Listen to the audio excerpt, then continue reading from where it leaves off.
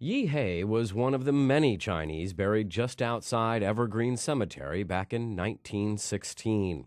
Los Angeles was home to an estimated 10,000 Chinese in the late 19th century, mostly men working on the railroads. They were discriminated against and were not even allowed to be buried in an actual cemetery.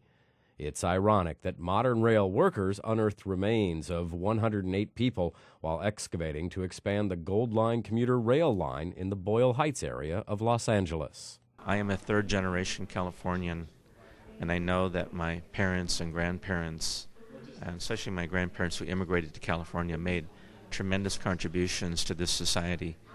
And I think those contributions, like any of our early immigrants, our early settlers, the Native Americans, all have the right to be recognized in our history and to be given a proper burial, especially when their original burial site was disturbed. Assemblymember Mike Eng decided to get involved by introducing Assembly Bill 2514, which requires county coroners to notify the State Office of Historical Preservation when human remains are discovered, if it's determined not to be connected to a recent murder. Right now, that requirement exists only for the discovery of Native American remains.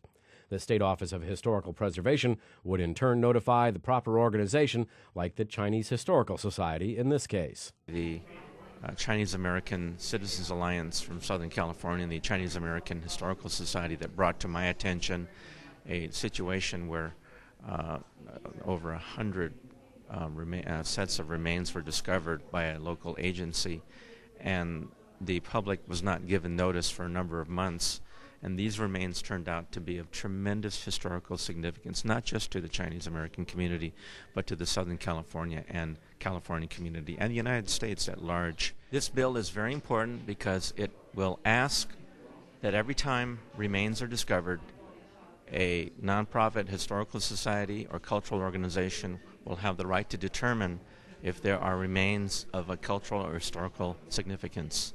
This report was produced by the Speaker's Office of Member Services.